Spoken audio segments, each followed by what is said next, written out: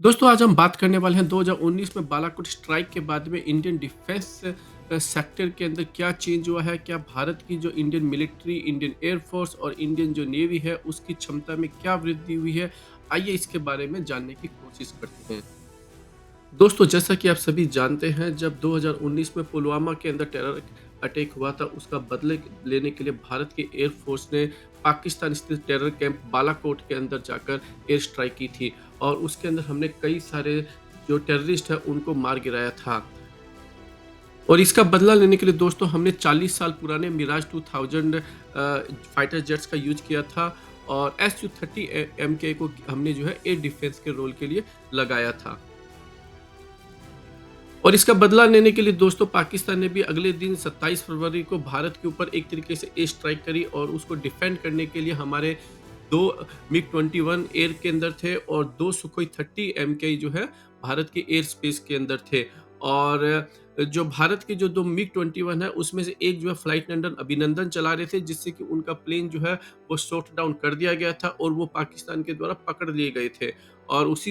वहीं पर जो है ये भी दावा किया जाता है कि अभिनंदन ने अपना प्लेन शूट डाउन होने से पहले पाकिस्तान के एक फाइटर जेट को भी उन्होंने शूट डाउन कर दिया था। और दूसरी तरफ पाकिस्तान ने अपने F-16 के थ्रू AI-120 मिसाइल के ज़रिए भारत के SU-30 MK के ऊपर हमला किया, लेकिन भारत के जो SU-30 MK है वो इससे आसानी से बच निकलते हैं। हालाँकि भारत के जो SU-30 MK है वो किसी भी मिसाइल को फायर करने में असमर्थ रहते हैं। और यहीं से जो है दोस्तों एक कंट्रोवर्सी पैदा होती है और अब समझने की कोशिश करते हैं कि भारत की जो एयर फोर्स है और जो मिलिट्री है उसमें 5 साल के बाद में क्या चेंज आया है? क्या हम उससे और आगे इम्प्रूव हुए हैं या नहीं हुए हैं? इसके अलावा दोस्तों उसी दिन भारत की एयर फोर्स ने अपने ही हेलीकॉप्टर को पाकिस्तानी हेलीकॉप्टर समझकर उसको शूट डाउन कर दिया था और उसके अंदर हमारे 5 बहादुर सैनिक मारे गए थे। इसके अलावा दोस्तों हमारे देश के होम मिनिस्टर अमित शाह जी ने भी एक स्टेटमेंट दिया जिसमें उन्होंने पीओके को भारत का अभिन्न अंग बताया है। हालांकि भारत का अभिन्न अंग हम पिछले कई सालों से बताते हुए आए हैं और खास करके बीजेपी हमेशा से ये क्लेम करती आई है कि हम पीओके को अपने भारत के अंदर मिलाकर रहेंगे और पाकिस्तान से उसको छीन लेंगे। इसके अलावा दोस्तों 2019 के बालाकोट स्ट्राइक के बाद में 2020 के अप्रैल से लगभग जो है चाइना के साथ में हमारा बॉर्डर का स्टैंड ऑफ चल रहा है। दोनों की जो मिलिट्री है चाइना और इंडिया की आपस में एक दूसरे के सामने आंख से आंख दिखाकर खड़ी हुई है अपने इक्विपमेंट के साथ में। तो इस तरीके से जो सिक्योरिटी सिनेरियो है भारत का वो काफ़ी कॉम्प्लिकेटेड हो गया है और इसी के मद्देनज़र देखते हुए हम देखते हैं कि भारत ने आखिर अगले 5 सालों के अंदर क्या जो है वो किया है, क्या अचीव किया है। हम इसको ओवरऑल बड़े-बड़े चीज़ों को लेकर चलेंगे और समझने की कोशिश करेंगे कि एज ऑफ टुडे भारत कितना प्रिपेयर्ड है 2 फ्रंट वॉर पे लड़ने के लिए और दूसरा फ्यूचर के एस्पेक्ट से भारत जो है क्या कर रहा है। इन दोनों चीज़ों को जो है समझने की कोशिश करेंगे। सबसे पहले आते हैं दोस्तों एयर फोर्स के ऊपर। देखिए एयर फोर्स के अंदर हमने 36 राफाल का ऑर्डर किया था 2015 और 16 के बीच के अंदर और तब से लेकर अब तक जो है वो 36 राफाल जो है वो डिलीवर कर दिए गए हैं और उसके बाद में बालाकोट स्ट्राइक से लेकर अब तक इन 5 सालों के अंदर कोई भी जो है नया राफाल का ऑर्डर नहीं दिया गया है और न ही किसी दूसरे फाइटर जेट का ऑर्डर दिया गया है। हालाँकि भारत ने जो है अपना ही इंडिजीनियस एलसीए एमके-1A के जो है एक 83 का ऑर्डर दिया है और दूसरा जो है 97 का ऑर्डर जो है वो भी पाइपलाइन में है, उसको भी एक तरीके से गवर्नमेंट ने अप्रूव किया है। और हालाँकि ये अलग बात है कि इन दोनों इन जो एलसीए एमके-1A है उसका फाइटर जेट अभी तक नहीं आया है। ये बताया जा रहा है कि शायद फरवरी या मार्च 2024 से जो है ये फाइटर जेट जो है वो आने लग जाएँगे। हालाँकि हमें ये नहीं भूलना चाहिए, ये जो फाइटर जेट है ये बहुत ही छोटा फाइटर जेट है और ये एक तरीके से मिग-21 का रिप्लेसमेंट है। वहीं अगर हम दूसरी तरफ पाकिस्तान की बात करते हैं तो वो JF-17 के ब्लॉक 3 को जो है बड़ी मात्रा के अंदर इंडक्ट कर रहा है और वहीं चाइना जो है वो अपने J-20 जो फाइटर जेट है 5th जनरेशन फाइटर जेट है उसके लगभग 100 फाइटर जेट हर साल जो है पिछले 3 या 4 सालों से जो है वो इंडक्ट कर रहा है। तो एक तरीके से अगर हम कंपेयर करते हैं तो 2019 के बाद से भारत की जो एयर फोर्स की जो स्ट्रेंथ है वो बेसिकली जो है वो घटी है, वो बढ़ी नहीं है। इसके अलावा दोस्तों कुछ दिनों पहले ही SU-30 MKI के अपग्रेड के ऊपर भी जो है एक अप्रूवल मिली है कि SU-30 MKI जो है उसके अंदर भी जो है नई रेडार, नई मिसाइलें जो है ख़ास करके वो जो है इंटीग्रेट की जाएगी, उनको अपग्रेड की जाएगी।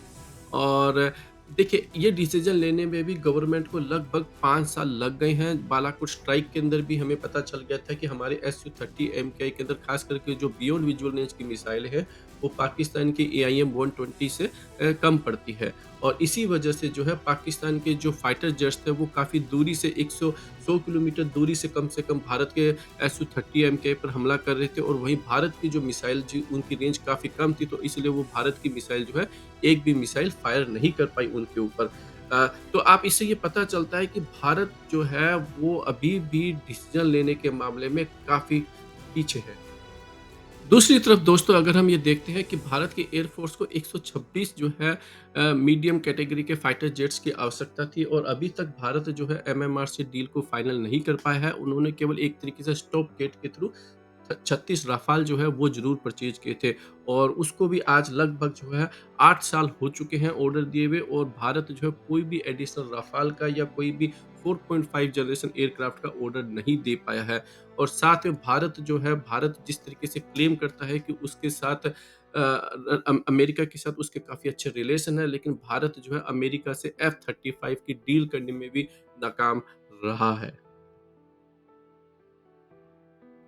और यही हाल दोस्तों भारत के जो हेलीकॉप्टर स्ट्रेंथ का है। देखिए भारत जो है किसी भी जो है अभी तक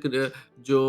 रशिया के साथ जो हेलीकॉप्टर डील के ऊपर बात चल रही थी जो कि यूटिलिटी हेलीकॉप्टर है उस पे भी जो है कोई डील नहीं बन पाई और उसी तरीके से कोई भी भारत जो है अपना अटैक हेलीकॉप्टर जो है वो भी परचेज़ नहीं कर पाया है। हालाँकि जो इनिशियली जो हेलीकॉप्टर जो परचेज़ किए थे जो कि लगभग 2015-16 के अंदर ही जो कि यूपीए गवर्नमेंट ने सॉर्ट ऑफ डिस्कशन स्टार्ट की थी वो ज़रूर परचेज़ हुए 24 आपके चिनूक जो है और उसी के आस-पास जो है आपके अपाचे हेलीकॉप्टर जो है लगभग परचेज़ किए गए हैं। तो इससे ये पता चलता है कि दोस्तों भारत जो है वो डिसीज़न लेने के अंदर काफ़ी जो है कम है। हालाँकि जो है उसी अभी पिछले कुछ दिनों के अंदर ही भारत ने अपना इंडिजिनियसली LCH हेलीकॉप्टर के भी जो है बड़ी संख्या के अंदर जो है अप्रूवल दी है। उसकी भी जो फाइनल डील है वो अभी तक नहीं हो पाई है। उसके ऑर्डर जो है प्लेस करने में अभी फिर और अगर दोस्तों हम अगर दूसरी तरफ देखते तो भारत जो है वो पिछले 10 सालों के अंदर जो है और ख़ास करके इन 5 सालों के अंदर जो है न तो किसी सबमरीन का ऑर्डर दिया है, न ही जो है आपके किस एक जो थर्ड एयरक्राफ्ट कैरियर जिसकी कि नेवी पिछले काफ़ी सालों से डिमांड कर रही है, वो जो है फाइनलाइज़ हो पाया है। और हालाँकि जो है नेवी जो है उसका जो एयरक्राफ्ट कैरियर जो सेकंड एयरक्राफ्ट कैरियर है वो बनकर जो है लॉन्च भी हो गया है और एक तरीके से कमीशन भी हो गया और उस पर हमारे जो है पुराने मिग-29 के जो है वो ऑर्डर हो रहे हैं। हालाँकि जो है सरकार ने 24 राफ़ाल एम का जो है एक तरीके से MOU पे साइन किए थे, उसकी अभी नेगोशिएशंस चल रही है, अभी तक कॉन्ट्रैक्ट साइन नहीं हुआ है। हो सकता है कि उसको भी साइन करने में अभी 6 से जो है 6 महीने से लेके 1 साल तक और लग जाए और उसकी डिलीवरी होने में और 3 साल लग जाए। तो अब देखिए भारत जो है कितना स्लो डिसीज़न लेता है, हम जो है हर चीज़ के अंदर जो है स्लो डिसीज़न मेकर है। हालाँकि भारत ने एक अच्छा डिसीज़न लिया हुआ है दोस्तों जिसमें कि भारत ने रशिया से S-400 मिसाइल सिस्टम परचेज़ किया था। 5 मिसाइल सिस्टम जो कि जो उसमें से 3 जो है डिलीवर हो चुके हैं, उसमें से और वो डिप्लॉय भी हो चुके हैं। उसमें से एक सिस्टम जो है आई थिंक पाकिस्तान की साइड में लगाया हुआ है और 2 सिस्टम जो है चाइना के बॉर्डर के ऊपर डिप्लॉय किया गया है। तो ये जो है एक तरीके से भारत को डेफ़िनेटली जो है थोड़ा-सा एज जो है वो पाकिस्तानी फाइटर जेट्स के ऊपर ज़रूर देते हैं। दोस्तों, अगर आपको ये जानना है कि 20 सालों में भारत ने कौन-सी बड़ी डिफेंस की डील जो है वो साइन करी है, कौन से ईयर में साइन करी है, तो आप उसके लिए हमारे वीडियो सेक्शन में जाकर जो है देख सकते हैं। हम उसका लिंक भी जो है हमारे कमेंट सेक्शन में आपको दे देंगे। और दूसरी तरफ देखिए दोस्तों, आए दिन न्यूज़ आती रहती है कि हमारे ख़ास करके हमारे एलसीए के ऊपर कि हमारा डिफरेंट कंट्री जो है वो हमारे एलसीए के अंदर काफ़ी इंटरेस्टेड है, फिर वो डील फाइनलाइज़ नहीं हो पाती है। और बहुत सारे आजकल ड्रोन्स के ऊपर काफ़ी सारी न्यूज़ आ रही है कि भारत जो है अलग-अलग ड्रोन की कंपनियाँ हैं जो टेस्ट कर रही है, वो सब अच्छी बात है। देखिए वो लड़ने के लिए ज़रूरी होता है कि आपके पास में आज क्या है और जो आपका जो एनिमी होता है उसी चीज़ को देखकर जो है अपनी कोई भी एक्शन लेना होता है वो आपको लेता है। अगर आप 19 राउंड की बातचीत के बाद में भी अगर आप चाइना को बॉर्डर से नहीं भगा सकते हैं, तो कहीं न कहीं और आपकी जिस तरीके से आपकी जो मिलिट्री की जो परचेज़ जो है, वो भी आपका जो एनिमी है, वो भी जानता है, तो वो आप एक तरीके से उसको वीक सिग्नल दे रहे हो। तो कोई भी जो एनिमी होगा, वो 19 राउंड के आप उससे चाहे से 1900 राउंड की बातचीत कर लीजिए, वो बॉर्डर को छोड़कर नहीं जाने वाला है। तो इससे हम ये एक क्लियर मैसेज मिलता है कि भारत को अपना जो डिफेंस बजट है वो अग्रेसिवली बढ़ाना पड़ेगा और जो डिसीजन मेकिंग जो प्रोसेस है उसको बहुत ही तेज करना पड़ेगा। देखिए, आप कितनी भी बड़ी बातें कर लीजिए, आप कितनी भी बड़े दावे कर लीजिए, लेकिन आपको जो है फैक्ट देखना ही पड़ेगा और उसके हिसाब से ही आपको डिसीजन लेने पड़ेंगे। आज के इस वीडियो में दोस्तों आप हमारे चैनल को सब्सक्राइब करना मत भूलिएगा और हमारे वीडियो को लाइक, शेयर और सब्सक्राइब आप ज़रूर कीजिए। Thank you so much.